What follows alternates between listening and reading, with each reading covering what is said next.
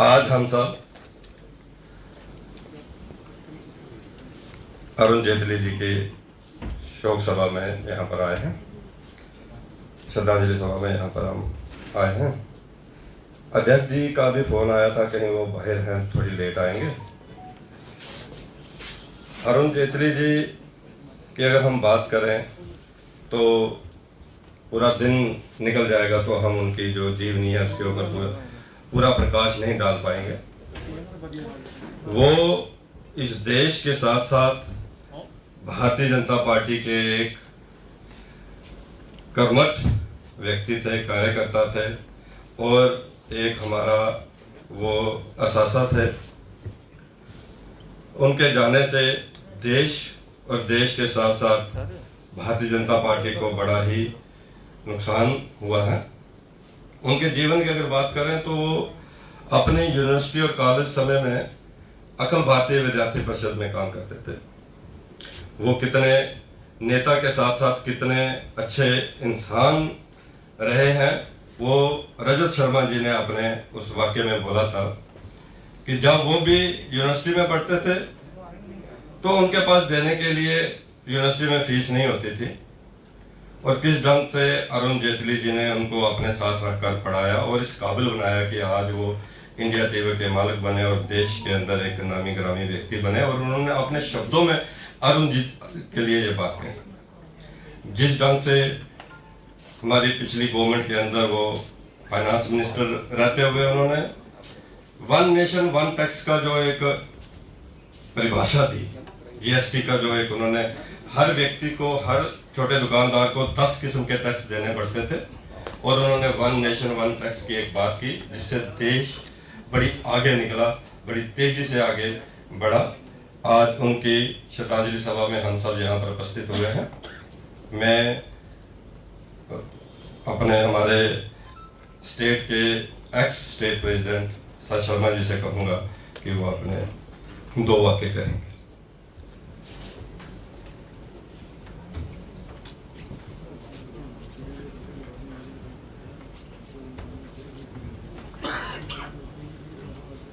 आज हम सब यहाँ पर एक ऐसी महान विभूति को श्रद्धांजलि देने हेतु एकत्रित हुए हैं जिन्होंने अपने समाज के लिए नहीं, भारतवर्ष के लिए नहीं, पूरे विश्व में जो था वो अपना नाम कमाया। एक स्टेट्समैन के नाते, एक एडवोकेट के नाते, एक पार्टी के कार्यकर्ता के नाते, एक नेता के नाते जो उन्होंने इस समाज के लिए अर्जित किया है, उसके ये ठीक कहा विभो जी ने कि अगर हम लोग कई दिन भी लगा दे तो शायद उनके बारे में हम लोग पूरा नहीं कर सकते। हमें उनके बिल्कुल करीब रहने का मौका मिला जब वो महामंत्री थे, यहाँ के प्रभारी भी थे, चुनावों के प्रभारी भी थे। और मेरा मानना है कि जिस समय में उनके प्रयास और एक छोटे कार्यकर्ता, अखिल भारतीय विद्यार्थी परिषद के एक कार्यकर्ता के नाते उन्होंने कार्य जो था वो शुरू किया। इमरजेंसी से पहले लगभग अध्यक्ष के रूप में, एबीवीपी के दिल्ली के अध्यक्ष के रूप में उन्होंने जो कार्य किए, नाम अर्जित किया, वो अपने आप में एक मिसाल थी। वन नेशन वन टैक्स, जिस तरीके से पूरे देश को एक धागे में उन्होंने पिरोया। हर अपनी अपनी स्टेट के अलग अलग टैक्सेस होते थे और उन टैक्सेस के माध्यम से लगता था कि पूरा भारतवर्ष जो है वो बिखरा हुआ है। हालांकि हम सब जानते हैं कि एक अखंड भारत की जो कल्पना उस समय में हमारे पूर्वजों ने सोची थी, ये भी एक बहुत बड़ा कदम था कि जिसके चलते पूरे देश भर में अलग अलग टैक्सेस को सबको जोड़कर वन नेशन वन टैक्स और जीएसटी का आना, दोस्तों, एक अपने आप में एक ऐसा उदाहरण था। और आगामी आने वाले समय में जब तक ये पूरा विश्व रहेगा, क्योंकि जब पूरी ग्लोबलाइजेशन की हम लोग बात करते हैं, पूरे विश्व को हम लोग एक साथ जोड़ने की बात करते हैं, तो ऐसे समय में एक बहुत उचित कदम था। एक ऐसा कदम जो शायद उनकी सोच थी 1996 में जब भारतीय जनता पार्टी की सरकार उस समय में बनी थी 97 के बाद, और उस समय में भी उनकी एक सोच थी कि इस देश में जिस तरीके से लगातार से करेंसी का पाकिस्तान के माध्यम से यहाँ पर जाली करेंसी का आना होता है, उस समय भी शायद उन्होंने कोशिश की होगी, लेकिन पूर्णतः बहुमत होने के कारण शायद भारतीय जनता पार्टी की एनडीए की सरकार उस समय में डीमोनेटाइजेशन नहीं कर सकी। लेकिन डीमोनेटाइजेशन भी एक ऐसा सब्जेक्ट था जिसके लिए माननीय नरेंद्र भाई मोदी जी के साथ अगर कोई खड़ा था तो वो अरुण जेटली जी थे। हम सब उस महान विभूति को यहाँ पर श्रद्धांजलि देने हेतु एकत्रित हुए हैं। एक ऐसा कार्यकर्ता, एक ऐसा नेता जिसके मन में और खास तौर पर कभी ना भूलने वाला उनका जो ध्यान था, उनका जो दिमाग इतना चलता था, उनके ध्यान में यह भी रहता था कि छोटे से छोटे कार्यकर्ता को या इस प्रदेश में रहने वाले इस कार्यकर्ता को कहां पर एडजस्ट करना है। मुझे ध्यान आया कि पार्टी के सभी प्रमुख नेताओं के साथ उन दिनों में मैं पार्टी का महामंत्री था। उस समय जब हम लोग एक बार अरुण जेटली जी को मिलने वहां पर पहुंचे तो वहां पर उनके ध्यान में था कि किस किस नेताओं को, और उन्होंने हमारे गुप्ता जी जो कुलदीप राज गुप्ता जी हैं उनका भी जो था हाल पूछा। यानी हमारे ध्यान में कभी पुराने कार्यकर्ता नहीं आते, लेकिन एक एक कार्यकर्ता के विषय में उन्होंने पूछा कि उसको क्या कार्य है, उसको कहां एडजस्ट किया है, उसको कहां एडजस्ट करना चाहते हैं। और मेरा मानना है कि पार्टी की तरफ से हर छोटे कार्यकर्ता का, हर नेता का जो ख्याल रखने वाले एक महान पार्टी के कार्यकर्ता नेता हमारे बीच में नहीं रहे। विभिन्न पदों पर रहते हुए उन्होंने जो देश और समाज की सेवा की है वो अविस्मरणीय है, हम उसे भुला नहीं सकते। इस महान विभूति के लिए आज के दिन यही सच्ची श्रद्धांजलि होगी कि जिस सोच के साथ इस देश को एकजुट, इस समाज को एकजुट करने की सोच के साथ उन्होंने अपनी जान जो है हमारे इस समाज के लिए जो निशावर की है, हम उनको भूले ना। हर उनके इस, चाहे वो उनका जन्मदिन हो, चाहे जिस दिन वो पूरे हुए थे, मात्र थोड़े से समय में 66 वर्ष के समय में जो उन्होंने इस समाज को दिया है उसको हम लोग भुला नहीं सकते। मैं पुनः उनके चरणों में नमन करता हूं। जय भारत, जय हिंद।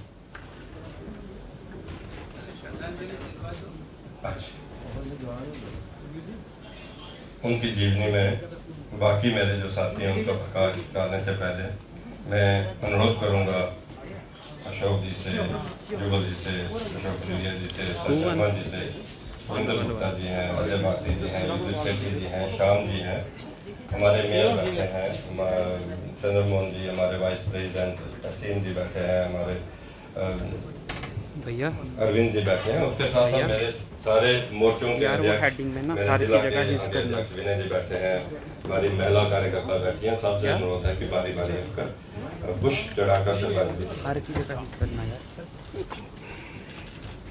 बारी बारी चलना नहीं दो।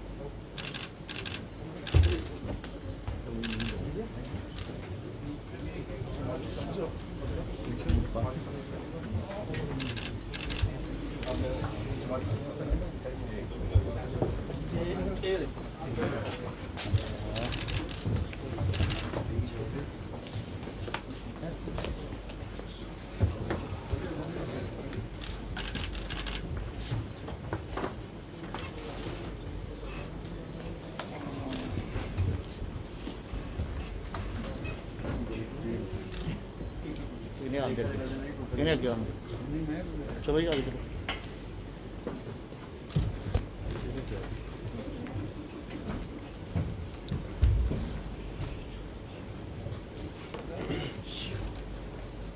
जो साथी रह गए हैं मैं उनसे भी कहूँगा, दिलीप जी हैं पीछे, हमारे अनूप जी बैठे हैं और साथी बैठे हैं, मैं कहूँगा कि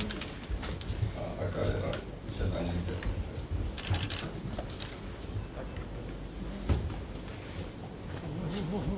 यार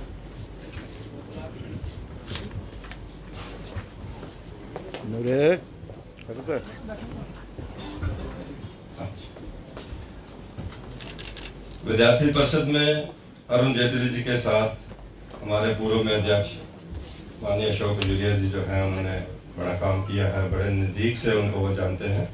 मैं उनसे अनुरोध करूंगा कि वो मंच पर आएंगे और अपना विचार रखें।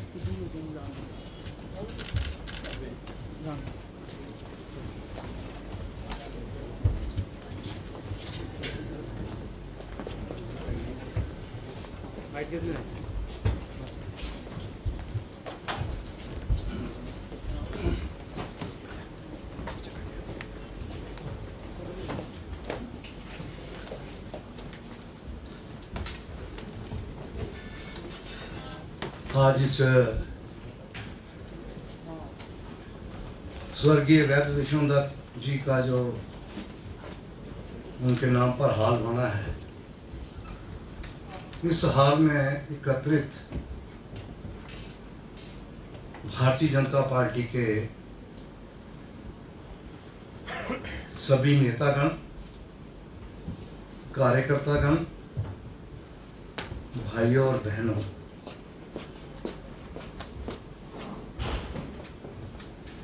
आज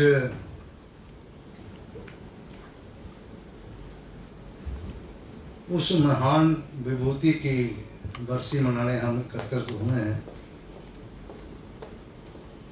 जिस विभूति ने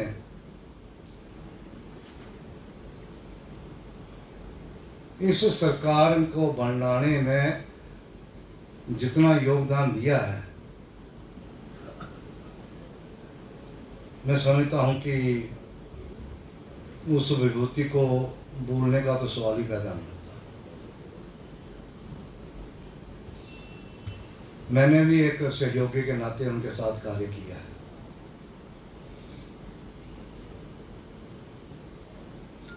और उनका एक ही आग्रह होता था कि संगठन का काम किया चलो, जो संगठन तय करता है उसके मुताबिक आपको अपने आप को डालिए। आपकी सोच उससे कभी अलग भी हो सकती है, लेकिन जो संगठन फैसला कर लेता है उस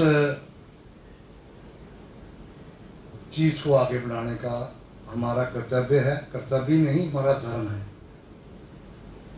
आज वो हमारे बीच में नहीं है और मेरे लिए कहा गया कि मैंने भी उनके सहयोगी के रूप में कार्य किया है। वो डूसू के प्रेसिडेंट हुआ करते थे, दिल्ली यूनिवर्सिटी स्टूडेंट्स यूनियन।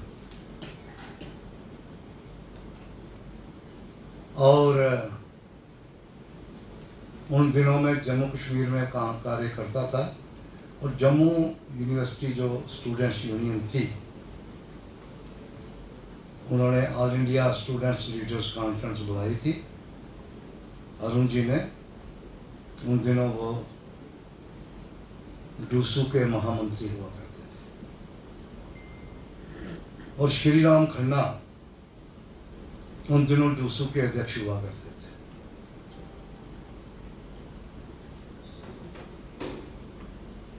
तो मुझे आदेश हुआ कि आपने वहां जाना है और जम्मू यूनिवर्सिटी को रिप्रेजेंट करना है।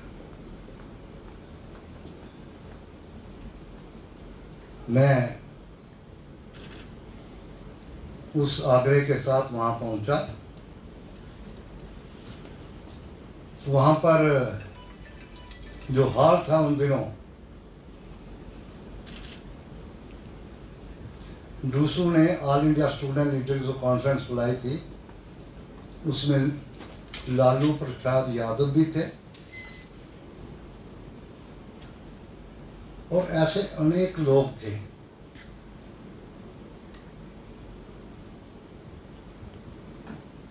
ये जो हमारे आज लेफ्टिनेंट गवर्नर हैं, ये बनारस हिंदू यूनिवर्सिटी के अध्यक्ष हुआ करते थे और बहुत ही कर्मठ कार्यकर्ताओं में, क्योंकि उन दिनों एबीवीपी का कोई आदमी अध्यक्ष बनना एचयू का बहुत कठिन कार्य था, लेकिन वो वहां से जीते और जीतने के उपरांत उन्होंने जो कार्य किया वो हम सब के बीच है। अरुण जी एक चीज कहा करते थे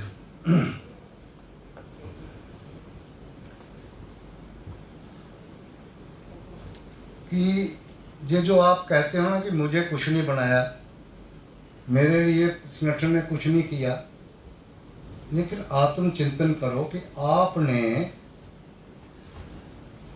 संगठन के लिए क्या किया है।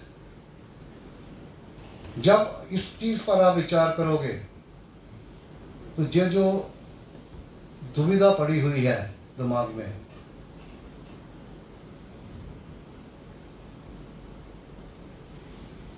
मैं उन दिनों की बात आपको स्मरण कराना चाहता हूं कि उन्होंने मुझे एक उदाहरण सुनाया कि कुछ दिन पहले मेरे पास मध्य प्रदेश के एक्स चीफ मिनिस्टर आए थे। उन्होंने मुझे कहा, मैंने बहुत कार्य किया है मध्य प्रदेश में, तो मुझे एक मौका और मिलना चाहिए। जब उन्होंने मुझे सुनाया और साथ ही ये कहा कि मैंने उनको कहा, आप बड़े वरिष्ठ हैं, मैं बहुत इज्जत आपकी करता हूं, लेकिन जिस ढंग से आपने अपना रोना रोया है, आपकी इज्जत मेरी आंखों में घट गई है।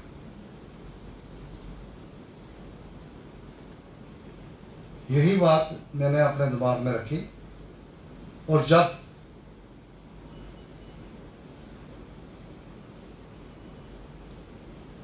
इलेक्शन हुई, हम में से कुछ सिटिंग एमएलए थे, जैसे सतीश उपाध्याय दिल्ली के, और मुझे, हम दोनों को कहा गया कि आप इलेक्शन नहीं लड़ोगे और इलेक्शन लड़वाओगे। पार्लियामेंट्री बोर्ड की मीटिंग चल रही थी, तो जब जम्मू ईस्ट डिस्कस करने लगे, नड्डा जी वहां बैठे थे, राजनाथ जी बैठे थे, आदरणीय रामलाल जी वहां बैठे थे, मोदी जी वहां थे। उन दिनों प्राइम मिनिस्टर नहीं थे।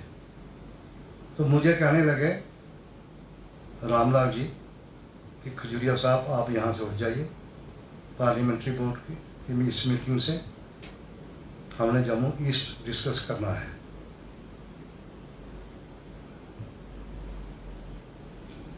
तो वो मुझे कहने लगे कि जब जम्मू ईस्ट करना है तो आप कैंडिडेट हो वहां के।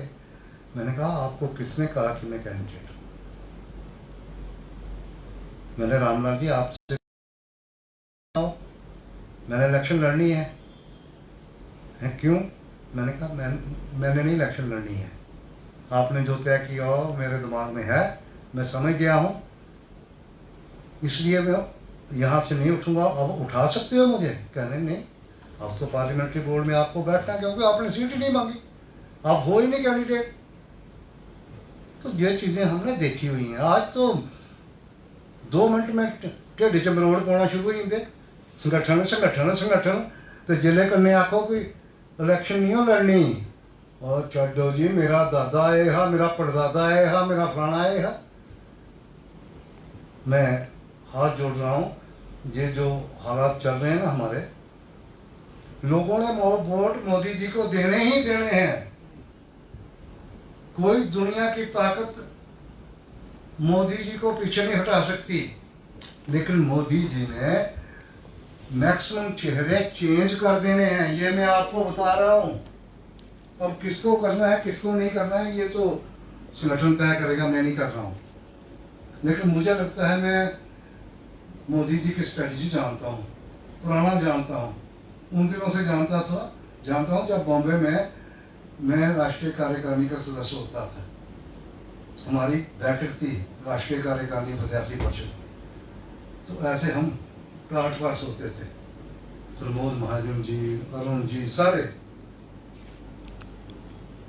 तो मोदी जी उन दिनों संगठन में थे, तो मैं तब का जानता हूं। इसलिए मेरी एक प्रार्थना आप सबसे है कि हम संगठन को मजबूत करें, बीजेपी को मजबूत करें, कमल के फूल को मजबूत करें। ये BJP A B C D, इससे बाहर निकलो। कोई किसी की बीजेपी नहीं है, बीजेपी कमल के फूल की है। और जिसके पास कमल का फूल होगा, अशोक खजूरिया सिर नीचे करके चाहे किसी को भी खड़ा करेंगे, मेरी सुविधा के मुताबिक नहीं भी होगा तब भी हम उसके पीछे चलेंगे, कमल के फूल के पीछे चलेंगे। मैं इतनी ही प्रार्थना करना चाहता हूं कि आज के दिन सबसे बड़ी श्रद्धांजलि अरुण जी को यही है कि हम उनका ख्याल रखें, कार्यकर्ताओं का ख्याल रखें और उनकी फैमिली के बारे में भी विचार करें। यहाँ तो जब सीट लेनी होती थी तो चलो उनके घर में, तो जब सीटें बिक नहीं गई, हो गया, तो फिर तू कौन तो मैं कौन। बड़ा योगदान है उनके परिवार का, उनकी श्रीमती जी का बहुत बड़ा योगदान है। ये जो बिल्डिंग बनी है ना, ये सब अरुण जी ने पर्सनल पैसा लगाकर बनाई है। पता करो जाकर कि ये जो बिल्डिंग कैसे बनी। रमन भला रोज नोटिस भेजता था और नोटिस मेरे ना आते थे। क्यों? क्योंकि मैं इसका चेयरमैन था। तो मैंने कहा अरुण जी को, मुझे कहाँ फंसा दिया, मुझे यहाँ से निकालो आप। कहने लगे नहीं, मुझे पता है तुम्हें सीट मिलेगी, तुम्हें कुछ बनाएंगे नहीं बनाएंगे, तुम्हें पार्टी छोड़कर नहीं जाना है, बाकी पर मुझे विश्वास नहीं। इसलिए मैं फिर हाथ जोड़ रहा हूँ आपसे। वोट आपको ही मिलने हैं, लोगों ने आपके साथ ही चलना है, कोई चारा नहीं है। लेकिन अपना आचार और अपना विचार जो है हम ठीक रखें, कार्यकर्ताओं को सम्मान दें। क्योंकि कार्यकर्ता को मैंने सुना हुआ है, जो हमारे मिनिस्टर बने थे, मैं एक मिनिस्टर के कमरे गया, मुझे परिवार की तरफ से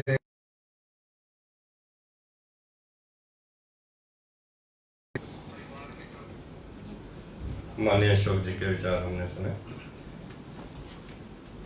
श्रद्धांजलि के साथ साथ पार्टी की भी इन्होंने बात की। अब मैं हमारे पूर्व में उप मुख्यमंत्री और हमारे वरिष्ठ नेता कविंदर गुप्ता जी से अनुरोध करूंगा कि वो मंच पर आएंगे और अपने विचार रखें।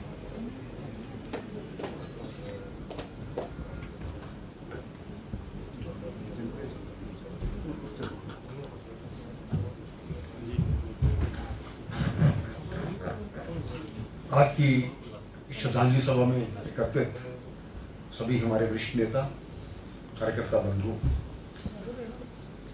फूंक मार करके किसी दिए को तो बुझाया जा सकता है, लेकिन अगरबत्ती की जो महक होती है वो आखिर तक उस वातावरण को सुगंधित करती है।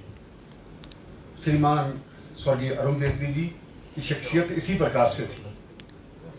और ये भी कहते हैं कि अपने आप को सुनाने के लिए ऊंची आवाज में बोलने की जरूरत नहीं होती, अपनी शख्सियत को ऐसा बना लो कि लोग खुद ब खुद आपको सुनने के लिए इंतजार करें। एक महान विचारक, बहुत बड़े अर्थशास्त्री और चिंतक इस प्रकार की जो मल्टी उनमें खूबियां थी, आज हम उनका सभी लोग करीब से जानते हैं। जम्मू के लिए जो उनका विशेष प्रेम था वो भी हमसे छुपा नहीं। मैं अरुण जेटली जी को विद्यार्थी जीवन से ही जानता हूं। पहली बार उनसे बेंगलोर अधिवेशन में मिलने का मौका मिला 1977 में। पंजाब की तरफ से हम गए थे और इंचार्ज भी हुआ करते थे, लेकिन जो उनकी शैली थी बात करने की, उनके भाषण देने की, उस विद्यार्थी जीवन में बहुत प्रभावित हुआ मैं उनसे। और जो उनकी IQ था, उनका जो विजन था, उनका जो सारा आगे की विद्यार्थी को परिषद को भविष्य में ले जाने की जब बात की, तो निश्चय ही इस प्रकार से लगता था कि ये व्यक्ति आगे जाके बहुत आगे पहुंचने वाला है। और यही हुआ।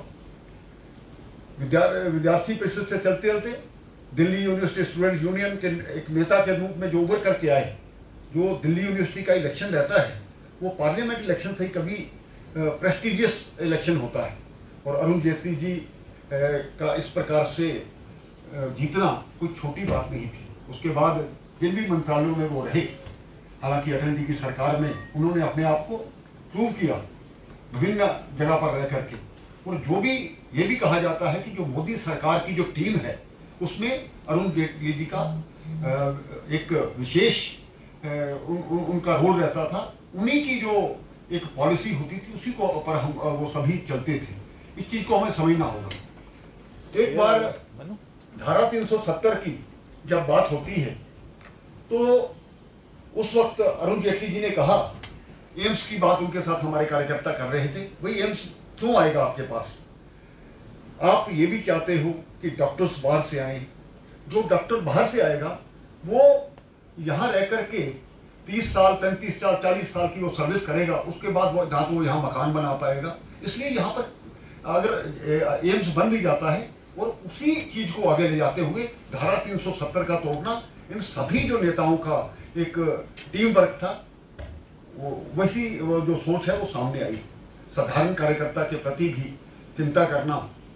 मुझे याद है सुभाष जी का एक्सीडेंट हुआ था जो वार्ड नंबर 5 के हैं, लेकिन जब उनके एक्सीडेंट होने के बाद, ठीक है आदमी के पास कभी किसी प्रकार की धन की कमी रहती है दूसरी, लेकिन पूरा उनका इलाज कराना, इससे ये साफ कहा जाता है कि कार्यकर्ता की वो चिंता करते थे। और कोई बहुत बड़े परिवार से, कल ही मुझे कोई बता रहा था कि एक पहले किसी मोहल्ले का नाम मुझे अब याद नहीं, जहां वो दिल्ली में रहा करते थे, वहां से राष्ट्रीय राजनीति तक पहुंचना और कुछ गिने चुने जो बड़े लोग हैं उनमें से ऊपर आना, ये कोई छोटी बात नहीं थी। ये भारतीय जनता पार्टी में ही होता है।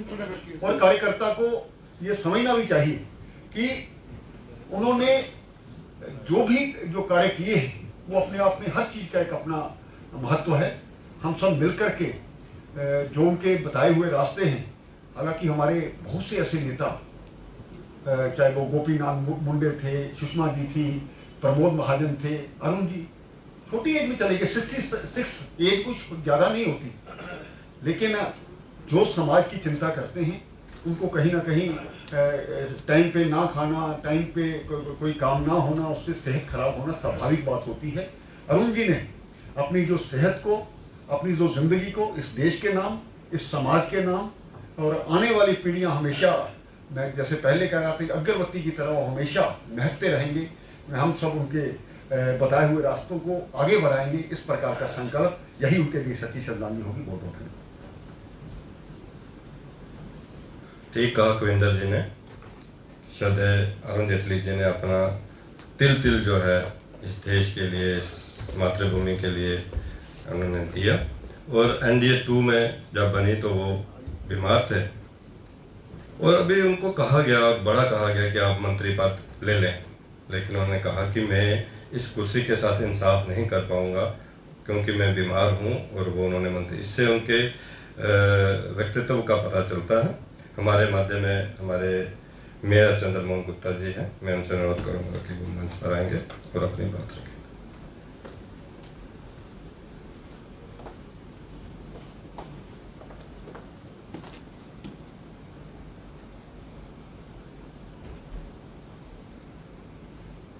आज के इस श्रद्धांजलि समारोह में हमारे संगठन महामंत्री माननीय अशोक जी, हमारे मेंबर पार्लियामेंट जुगल जी, पूर्व अध्यक्ष हमारे अशोक खजूरिया जी, सत शर्मा जी, माननीय कविंदर जी, श्याम जी, जितने भी श्रेष्ठ कार्यकर्ता यहाँ आए हुए हैं। मेरा स्वर्गीय अरुण जी से कोई इतना मेल जोल नहीं रहा, लेकिन उनकी जो बातें सुनी हैं, जितनी यहाँ बताई गई हैं, तो उनका ऐसा व्यक्तित्व था कि जितनी मर्जी बातें हम कहते रहें, जितनी मर्जी किताबें लिखते रहें, वो ख़त्म नहीं होंगी। जो उनका ड्राइवर था, जिस स्कूल में उनके बच्चे पढ़ते थे, उसी स्कूल में उस ड्राइवर के बच्चे पढ़ते थे। जब वो कहीं कपड़ों का उनको बड़ा शौक था, बढ़िया से बढ़िया कपड़े पहनते थे, जिस दुकान पे वो कपड़े लेने जाते थे, उनके साथ जो होता था, ड्राइवर जो भी कोई घर का सर्वेंट वगैरह जो आप उसको खुद बोलते थे, जो तुमने लेना ले ले। इस किस्म का उनकी सोच थी। कोई जो हमारा एक स्वर्गीय दीनदयाल उपाध्याय जी का एक आत्म मानववाद का जो था, भाई आखिरी जो हमारा भाई बहन है उसको भी ये ना हो, तो इस किस्म का उन्होंने इस देश के लिए, समाज के लिए, जहाँ खासकर विशेषकर जम्मू कश्मीर के लिए उनका इतना ध्यान रहता था।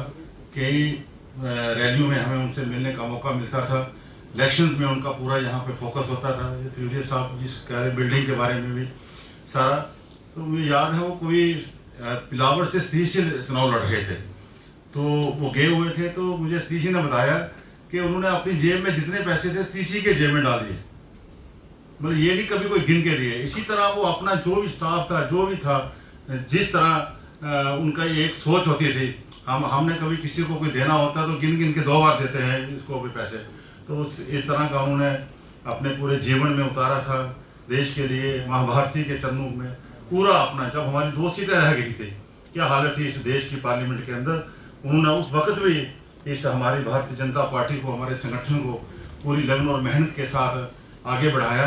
आज हम उनको याद कर रहे हैं उनकी पुण्यतिथि पे। हमेशा जम्मू कश्मीर के लोग, पूरे देश के तो करेंगे, लेकिन जम्मू कश्मीर के लोग और जम्मू के लोग उनको हमेशा ही याद करते रहेंगे। उनकी बहुत सी कमी हमें महसूस हो रही है और आगे भी रहेगी। आज उनको मैं अपनी तरफ से श्रद्धांजलि अर्पित करता हूँ। धन्यवाद। ठीक कहा चंद्र मोहन जी ने कि जम्मू कश्मीर और विशेषकर जम्मू के लोग उनको कभी नहीं भूल पाएंगे। विशेष प्यार और विशेष रुचि जो है जम्मू कश्मीर के लोगों के साथ, कार्यकर्ताओं के साथ और इस प्रदेश के साथ उनकी रही है। मैं हमारे मध्य में जुगल जी हैं, हमारे ऑनरेबल मेंबर पार्लियामेंट, मैं उनसे अनुरोध करूंगा कि वो मंच पर आएंगे तो अपनी बात।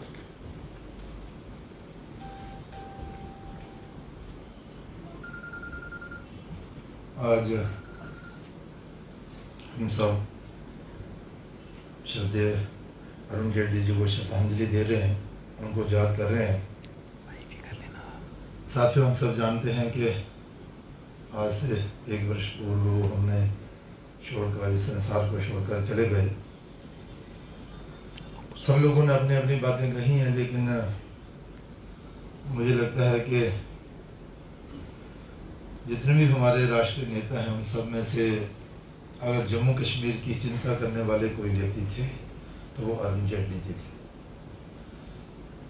जम्मू कश्मीर के विकास की बात हो, चाहे जम्मू कश्मीर के हमारे पार्टी के पदाधिकारी हों, जब पार्टी की बात हो तो हमेशा वो उनकी चिंता जो है वो करते थे। इसमें कोई दो राय नहीं है कि जब व्यक्ति बड़े मुकाम पर पहुंच जाता है, उसे काम भी बड़े रहते हैं, समय भी कम होता है, शायद वो छोटे कार्यकर्ताओं की आशाओं पर खरा ना उतर पाता हो। लेकिन मैंने जो देखा, अरुण जी छोटे से छोटे कार्यकर्ता के साथ अंत तक संपर्क बनाए रखे थे। कभी भी कोई जाता तो वो नाम लेकर ही उसे पुकारते थे, और जो साथ नहीं होता था फिर उसका वो हाल चाल पूछते थे, बताओ भाई वो कैसे हैं, वो कैसे हैं, वो कैसे हैं। और इसमें कोई दो राय नहीं है कि ये जो भवन का निर्माण हमारा कार्यालय का हुआ, इन दिनों में भी प्रदेश अध्यक्ष के नाते यही था, तो बहुत बड़ा योगदान जो है वो, बहुत बड़ा क्या मैं कहूँ तो सारा का सारा योगदान जो है, ज़्यादातर योगदान जो अरुण जेटली जी का है, जिन्होंने इस भव्य भवन के निर्माण में अपना योगदान जो है वो दिया। अरुण जी आज हमारे बीच में नहीं है, इसमें कोई दो राय नहीं है, लेकिन उनकी स्मृतियाँ, उनके जो भाषण, उनकी जो सोच थी देश के लिए और विशेष तौर पर पार्टी की चिंता जो वो करते थे, इसमें कोई दो राय नहीं है कि जिस स्थान पर आज हम खड़े हैं इसमें भी उनका बहुत बड़ा योगदान है। वो देखते थे कि कौन सा कार्य करता है जिसे थोड़ा सहयोग करने से पार्टी को लाभ होता है। मुझे याद है मैं और सतीश जी, शायद 1995 या 96 की बात होगी, सतीश जी रामकोट वाले और मैं, हमारी ड्यूटी लगी अरुण जेटली जी को इलेक्शन में ले जाना था। तो हमने तय किया सुरनिसर नाम का एक स्थान है यहाँ बजारता से आगे सुरनिसर, तो अरुण जी को कहा कि वहाँ जाना है, तो उन्होंने मना नहीं किया। रास्ते कच्चे थे, एम्बेसडर गाड़ी थी, जो धूल थी वो अंदर भी आती थी, तो कहने लगा यार युवक तुम्हें अच्छे स्थान पर लाया है। मैंने कहा नहीं, स्थान अच्छे जी, थोड़ा पिछड़ा हुआ क्षेत्र है, यहाँ से हमारा कोई विधायक आज तक तो बना नहीं, तो पार्टी की नज़र यहाँ अपने सत्ताधारी जो लोग हैं उनकी इस स्थान के लिए कुछ नजरें कम पड़ती हैं, इसलिए इस क्षेत्र का विकास नहीं हुआ है। तो उन्होंने कहा कि भाई जिस मन के साथ आपने मुझे जहाँ लाया इसी मन के साथ काम करना, तो वो दिन दूर नहीं है जब इस क्षेत्र के विभाग जो है वो खुलेंगे। उन्होंने कहा देख बाहर जो है वो मिट्टी कम है, धूल थी ना, बाहर तो कम ही नजर आती है, जाए एम्बेसडर गाड़ी थी थोड़ी सरकार ने थी, तो अंदर जो धूल जो ज्यादा थी, लेकिन फिर भी वो सुरनिसर में जब गए तो जब वहां देखा तो एक अच्छा कस्बा था, अच्छा हमने इंतजाम कर रखा था। कहने के नहीं, जो आपने जहां पर लाया ये बहुत ही अच्छा किया, मुझे जहां आना ही चाहिए था, अगर मैं नहीं आता तो कोई और नेता नहीं जहां। तो मैंने कहा नहीं जी, आपसे पहले जहां कोई नहीं आया आपसे। मेरा कहने का तात्पर्य है कि वो कहने से मान भी जाते थे कि चलो भाई जहां कहते हो वहीं चलते हैं। शब्द नहीं है उनकी प्रशंसा करने के लिए, जहाँ उन्होंने जो योगदान दिया है इस देश को। मैं इतनी ही प्रार्थना करूंगा कि भगवान उन्हें शांति दे, वो जहाँ भी हों वहाँ पर उनको सुख प्राप्त हो, और उनके जो सपने थे वो अभी साकार हो रहे हैं। उन्होंने जो देश में जो योगदान दिया, वन नेशन वन टैक्स और बाकी भी जितना भी था, भगवान उनकी आत्मा को शांति दे। धन्यवाद।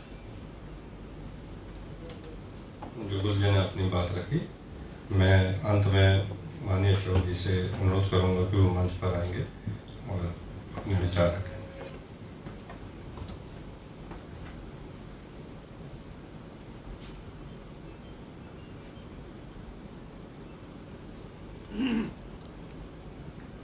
उपस्थित सभी कार्यकर्ता बहनों और भाइयों, कविंदर जी ने बड़े ठीक शब्दों में अरुण जेटली जी के व्यक्तित्व की हम सब के सामने व्याख्या की। एक अच्छे चिंतक, अपनी विचारधारा की पूरी समझ और एक प्रखर वक्ता।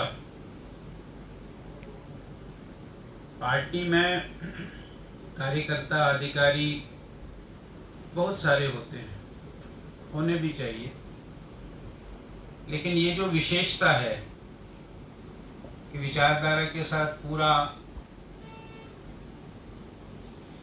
मन दिमाग के साथ जुड़ना,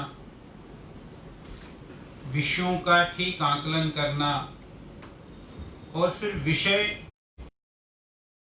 का प्रतिपादन भी, विषय को समाज के सामने रखना भी, ये सब विशेषताएं अरुण जी की थी।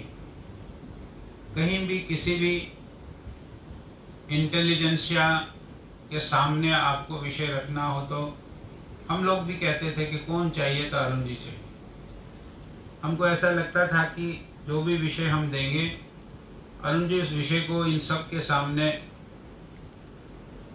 बारीकी के साथ रखेंगे, चिंतन भी करते थे। ऐसे कार्यकर्ता का जाना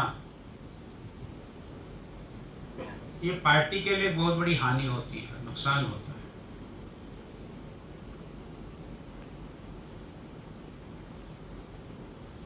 जीवन भी बड़ा सरल था। जब ये बात आई कि मैं मंत्री नहीं बनूंगा टर्म 2 में मोदी जी के, तो हमको जानकारी मिली कि जिस आवास में वो रहते थे, तो उन्होंने तुरंत कहा कि मैं इस आवास में अब नहीं रहूंगा। बीमार थे, कहा बहुत सारे लोगों ने कि आप यहीं रहिए, क्या फर्क पड़ता है। नहीं, और जबरदस्ती उन्होंने अपने आवास को, अपने जो निजी आवास उनका था, उसमें शिफ्ट कर। हम एक दिन उनके घर में बैठे, सत जी भी साथ में थे, क्योंकि जैसे अभी बताया गया कि जम्मू कश्मीर के बारे में उनकी काफ़ी चिंता रहती थी। किसी एक विषय पर, ये जो हमारा पंडित प्रेमनाथ डोगरा भवन है, इसके विषय में उन्होंने हमको बुलाया था। बातचीत हुई। बातचीत करने के बाद जब हम उनके कमरे से बाहर निकल रहे हैं, तो हम सब खड़े हो गए और इसका इंतजार कर रहे थे कि वो पहले निकलेंगे, उसके बाद हम निकलेंगे। उन्होंने कहा चलो चलो चलो चलो। हमने कहा नहीं, आप चलिए जी। नहीं, आपको कहा ना चलो। हम जब सारे निकल गए तो दरवाजे के साथ स्विच बोर्ड था।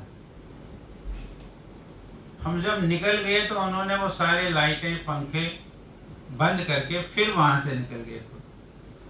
अब वो उस समय देश के वित्त मंत्री थे। ये भी हो सकता है कि अपने किसी नौकर को, अपने किसी कर्मचारी को कहता, भैया हम निकले, आप लाइटें ऑफ कर देना। नहीं, आप चलो बाहर। और जब हम सब बाहर गए तो उन्होंने, साथ में स्विच थे, उन स्विच को ऑफ करके वो बाहर निकले। इतने सरल थे। जम्मू कश्मीर के हर विषय में रुचि लेते थे, और जम्मू कश्मीर की कहीं भी कोई समस्या हो, कठिनाइयां हो, उन कठिनाइयों को दूर करने के लिए कोशिश करते थे। इस जमीन का, ये जो कार्यालय है, जमीन का लेना अब है ना। हम अभी, हमारे अशोक जी बता रहे थे कुछ इधर उधर। जब अशोक जी को समय मिलता है तो हमको अच्छी अच्छी बातें सुनाते हैं वो। तो ये जमीन खरीदी। अब मैं तो नहीं था बीजेपी में, लेकिन सारे जम्मू में डंडोरा, जमीन खरीदी थी, इसका घपला कर दिया।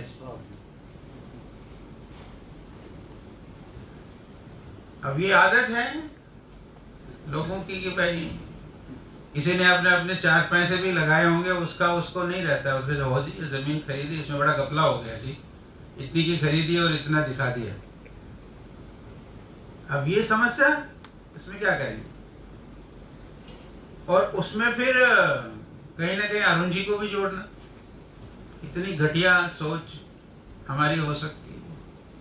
लेकिन ये बात ठीक है, इस कार्यालय के निर्माण में उनका निजी संगठन भी उनको कहता था कि भाई ये अरुण जी हैं, अरुण जी करेंगे, अरुण जी वहाँ के हैं, इस कार्यालय को बनाने में योगदान करेंगे। और उन्होंने पूरा इसमें योगदान किया है। मैं चूंकि उस समय कार्यालय बनाने के समय संगठन मंत्री बन गया था, इसलिए मुझे पता है पाई का। और उन्होंने काफ़ी योगदान किया। और आज अगर ये कार्यालय हमारा बना है तो उसमें अरुण जी के योगदान से ही, या अरुण जी ने योगदान करवाया, उनके योगदान करवाने से ये कार्यालय बना है।